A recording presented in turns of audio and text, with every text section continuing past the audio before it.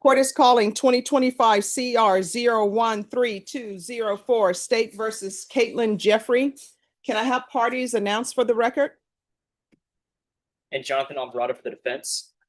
And are you Miss Jeffrey? Yes, ma'am. Counsel, have you received all discovery? Did you review it with your client? I did, Judge. Court will find that the state is in compliance with discovery. Ms. Jeffrey, did you review the application for community supervision with your attorney? Did you understand it and sign it? Yes, ma'am. Did you review the true bill of indictment with your attorney? Did you understand it? Yes, ma'am. Counsel, do you waive the reading of the indictment? We do, Judge. State, are you proceeding on the indictment as presented? Yep. No objections.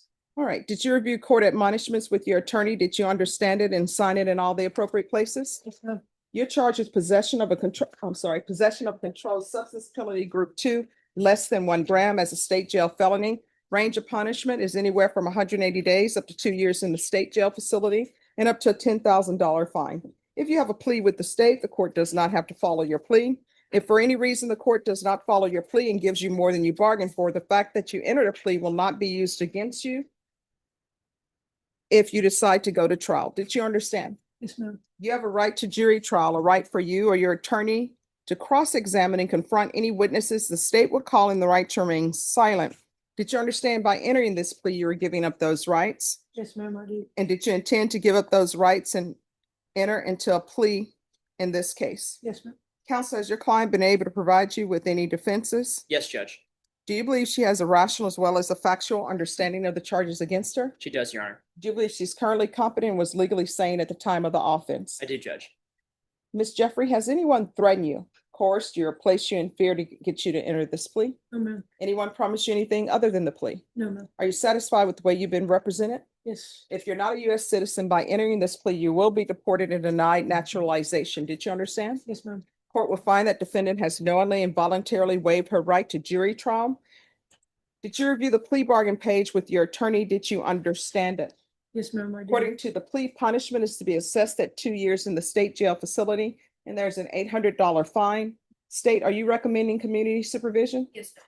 State is recommending community supervision. Did you understand that to be the plea? Yes, ma'am, I do. Defense? Yes, Judge. State? Yes, ma'am. Did you review the waiver of appeal paragraph with your attorney? Did you understand it and sign it in both places? Yes, ma'am. By signing that, you're waiving your right to appeal. The only items that can be appealed are written pretrial motions that have been filed, heard, and ruled upon by the court. Did you understand? Yes, ma'am. Counsel, have there been any such motions? No, Judge. Outside the agreement, the state is recommending your community supervision be for a term of 4 years. There'll be a TAP evaluation, 120 hours community service restitution, and a mental health evaluation. Did you understand those were recommendations from the state and the court does not have to follow those recommendations? Yes, ma'am.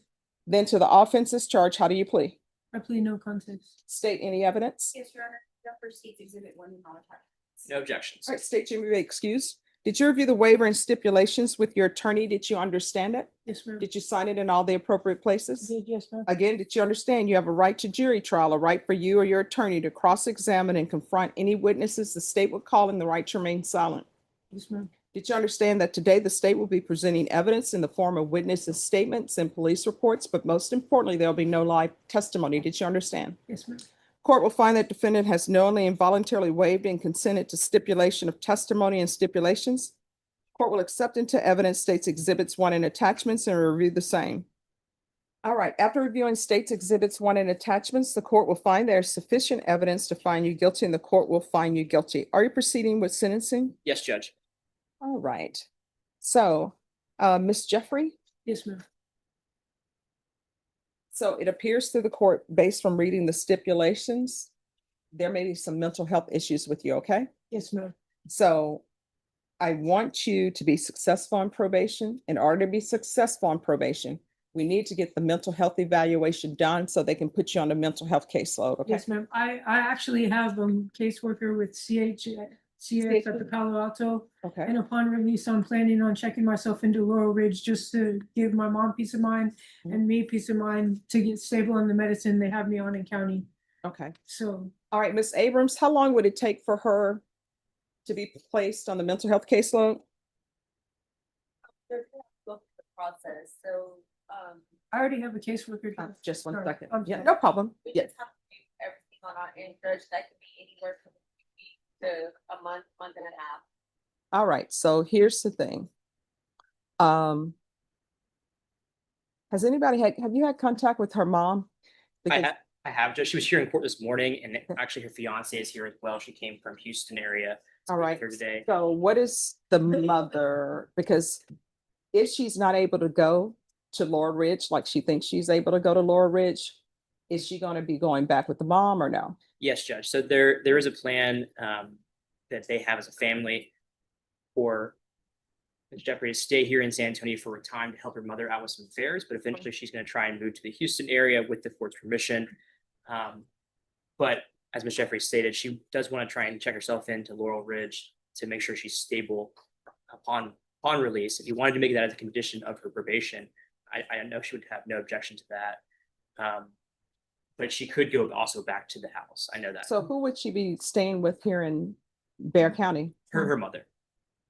Yes, ma'am. Her fiance is from the Houston area. She just came to be here today, Judge. Her mom was here this morning as well, but she had to Okay. leave. Ms. Abrams, how do you want to address this?